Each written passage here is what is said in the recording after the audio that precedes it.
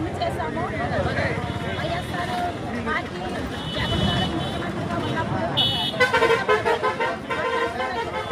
మరి చంద్రబాబు నాయుడు గారు వచ్చారు, లోకేష్ గారు వచ్చారు, అలాగే జనసేన నాయకులు వచ్చారు.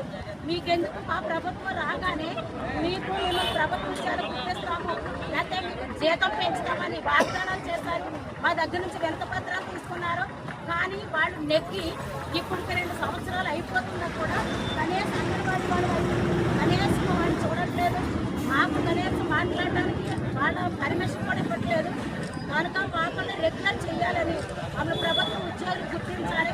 ఇప్పటికీ అంగన్వాడీ స్థాపించబడి 1975లో స్థాపించాం.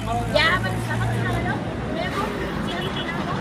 అయితే 50 సంవత్సరాలు అయిపోయినా కూడా మరి ఇప్పటికీ కూడా ప్రభుత్వ ఉద్యోగాలు గుర్తించట్ల. 100 రూపాయల జీతంతో వచ్చాము. ఇప్పుడు 11,500 జీతం చేశారు. కానీ రెగ్యులర్గా మమ్మల్ని చేయట్లేదు. 50 సంవత్సరాల నుంచి ఇన్ని సేవలు అందిస్తున్నాం ప్రభుత్వానికి. ఏ ప్రభుత్వం వచ్చినా మేము పోరాటం ద్వారా సిఐటి మరి ఈ ద్వారానే మేము సాధించుకుంటున్నాం తప్ప కనీసం వాళ్ళు మమ్మల్ని గుర్తించట్లేదు ప్రభుత్వం.